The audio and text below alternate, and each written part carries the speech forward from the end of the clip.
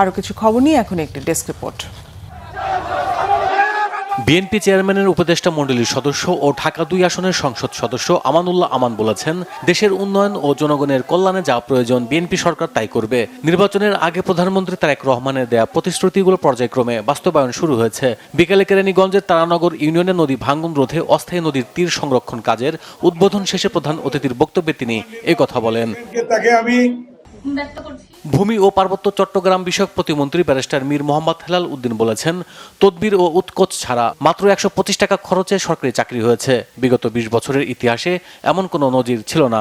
ঢাকার তেজগাঁও ভূমি ভবনের ভূমি রেকর্ড ও জরিপ অধিদপ্তরে নতুন যোগদান করা কর্মচারীদের ওরিয়েন্টেশন অনুষ্ঠানে বিশেষ অতিথির বক্তব্যে তিনি একথা বলেন। পরিবেশ সংরক্ষণ ও পরিচ্ছন্ন নগর গড়তে জলাশয় পরিষ্কার কার্যক্রম পরিচালনা করেছে ঢাকা মহানগর উত্তর বিএনপি। রাজধানীর উত্তরের দক্ষিণ মেট্রো স্টেশনের পাশের খাল পরিষ্কারের নেতৃত্ব দেন ঢাকা মহানগর উত্তর বিএনপির যুগ্ম আহ্বায়ক মোহাম্মদ আফাস উদ্দিন। পরিবেশ বান্ধব ও বাসযোগ্য নগর গড়ে তুলতে প্রধানমন্ত্রী তারেক রহমানের নির্দেশে ঢাকা সহ দেশের বিভিন্ন এলাকায় জলাশয় পরিচ্ছন্ন কার্যক্রম অব্যাহত থাকবে বলে জানানো হয়।